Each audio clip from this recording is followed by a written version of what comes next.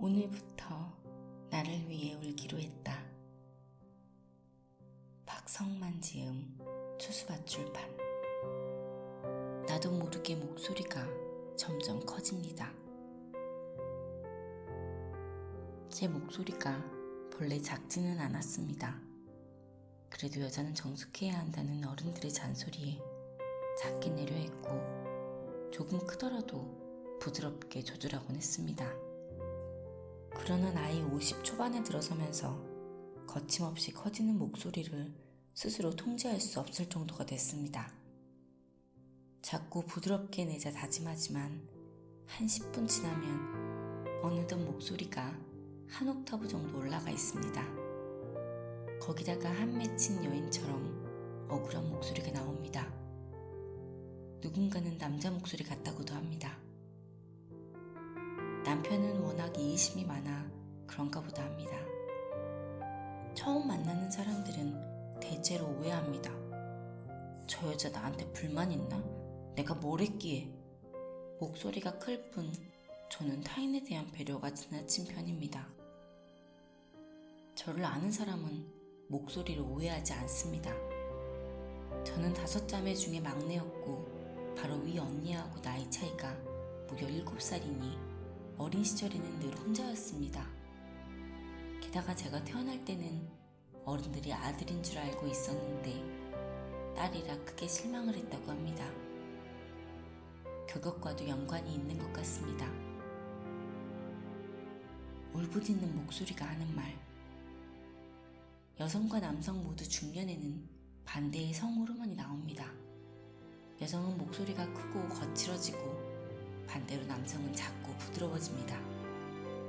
때에 맞춰 심리 내면에서도 반대의 성이 의식화됩니다. 사람의 무의식에는 의식과는 반대되는 성적 특성이 있습니다.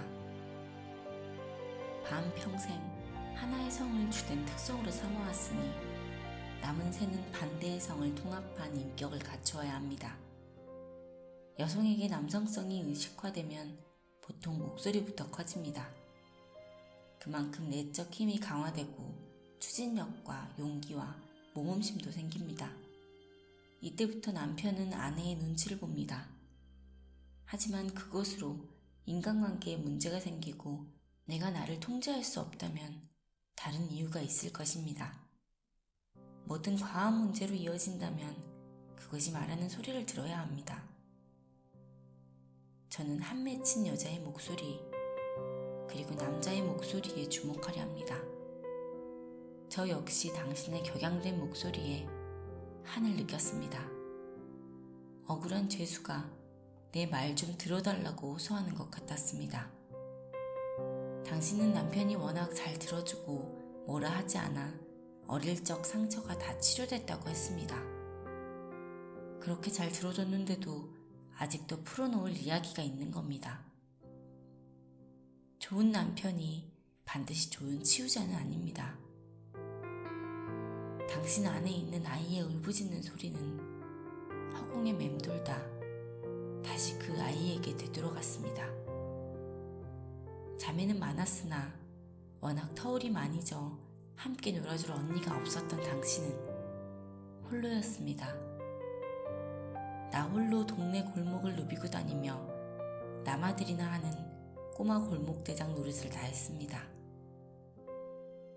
집에 들어와서는 늘 몸이 아픈 엄마를 걱정해야 했던 아이의 울음.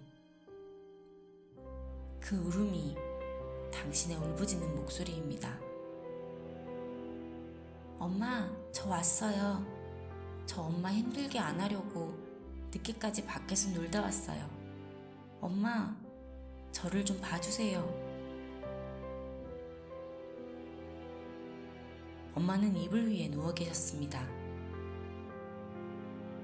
가사 도우미는 언니들 귀가와 아버지 퇴근 시간에 맞춰 늦저녁을 준비하고 있었습니다. 엄마를 걱정해야 했던 아이에게는 엄마라는 존재는 곁에 있어도 느낄 수 없었습니다. 아이는 엄마에게 나 좀 봐달라고 울고 싶었으나 그러면 엄마가 더 아플 것 같아 울 수 없었습니다. 울음을 달래줄 사람이 없는 아이는 외롭습니다. 어머니는 알아서 잘 자라줘서 고맙다고 사람들 앞에서 아이를 칭찬했습니다. 아이는 그 소리가 정말 듣기 싫었습니다. 그럴 때마다 하고 싶은 말이 있었습니다. 엄마가 내 마음을 알아? 아이는 속으로 울었습니다. 엄마는 늘 아팠거든요. 연년생인 바로 이 2명의 언니가 격한 사춘기로 아픈 엄마를 괴롭힐 때 아이는 알아서 잘했습니다. 자신까지 엄마를 힘들게 할 수 없으니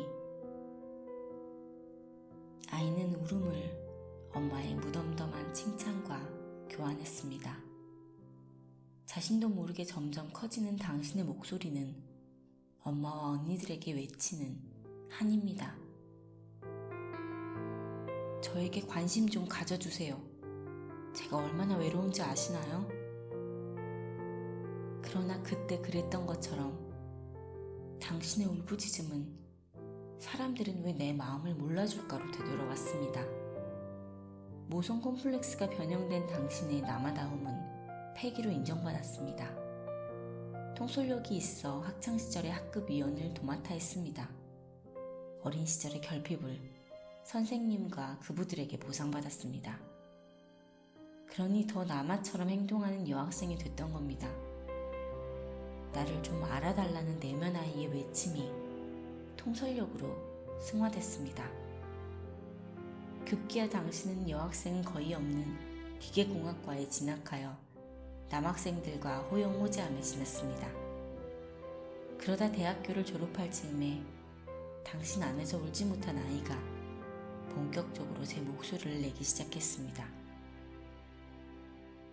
그때 당신의 큰 목소리를 잘 들어주고 다독거려준 이해심 많은 남자친구가 지금의 남편이 됐습니다.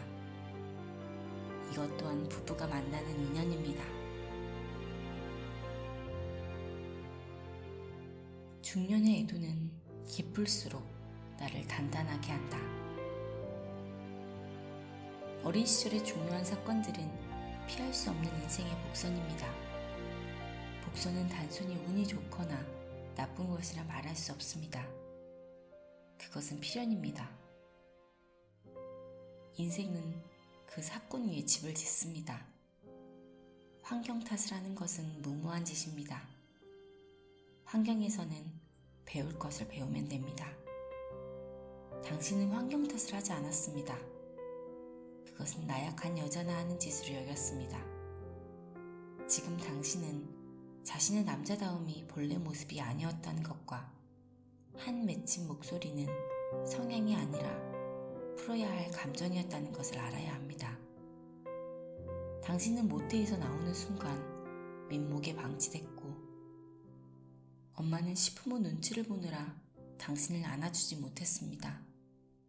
누뚱이라도 아들을 보겠다고 당신에게 남아의 옷을 입혔고 남자처럼 키웠습니다. 엄마는 다음엔 꼭 아들을 낳으려고 당신을 강하게 키우겠다는 집념하에 무관심으로 일관했습니다. 당신이 씩씩하게 잘 커주니 엄마는 흡족하셨습니다. 당신은 동네 어른들이 수군대는 소리를 들었습니다. 당신의 엄마는 시부모와 증시부모의 눈치를 보느라 신병에 걸렸다는 말을요. 당신은 엄마의 더 강한 아들이 되어야 했습니다. 애도의 시간이 다가왔습니다. 나는 왜 이럴까의 의문이 불렸습니다. 원인을 몰랐던 당신의 울부짖음은 과거의 슬픔이 모여 만든 애가였습니다. 중년의 애도는 깊게 할수록 당신을 흔들리지 않는 단단한 존재로 만듭니다.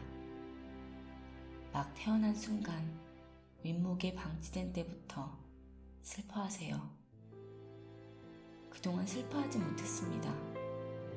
자, 보세요. 그 슬픔이 집단으로 항거하고 있습니다. 슬픔의 항거에 저항하지 마세요. 남아로 돌아가지 마세요. 슬퍼하지 못한 것을 슬픔에게 사과하세요. 나는 왜 이럴까가 나는 이래서 이렇구나로 바뀌면 마음은 가벼워지고 분산된 에너지는 하나로 모입니다. 당신은 빨리 알아차렸습니다. 그런데 목소리는 여전히 크고 울부짖고 있습니다. 당신은 여아의 감성이 아닌 남아의 이성으로 알아차렸습니다.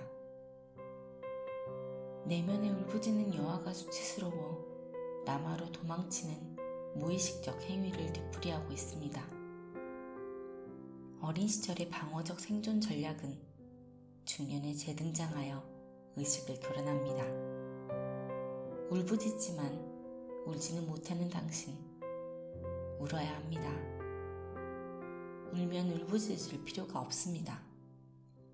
어린 시절부터 지금까지 여아의 유치한 짓이라 여기며 억압한 감정을 만나야 합니다. 울면 서러운 감정은 정화됩니다.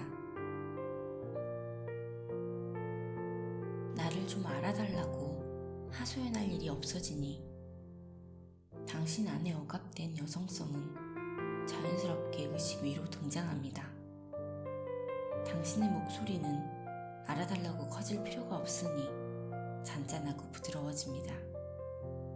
반평생 이상 몸에 밴 습성을 고치려면 의식적으로 노력해야 합니다. 손목에 고무줄을 끼고 목소리가 올라갈 때마다 고무줄을 한 번씩 튕기는 행동치료 요법도 도움이 됩니다. 지금은 밖을 향해 웅변함으로써 존재감을 드러낼 때가 아닙니다. 안으로 돌아와 그동안 외면한 내면의 아이와 가식 없는 이야기를 나눠야 할 시간입니다. 변화가 시급한 때에 원형은 격한 감정으로도 의식의 신호를 보냅니다. 어린이 원형이 당신을 위하여 당신에게 신호를 보내왔습니다. 원형은 친절합니다. 원형의 안내를 받는 한 아쉬울 것도 후회할 것도 아픈 일도 없습니다. 원형과 조화를 이루면 그윽한 내면의 평화가 찾아옵니다. 내 삶에 적용하는 Q&A, 질문. 내면의 평화를 얻기 위해서는 무엇을 먼저 해야 할까요? 답변. 내면에 억압된 감정과 만나세요. 그 감정을 외면하거나 거부하지 말고 당당히 드러내세요.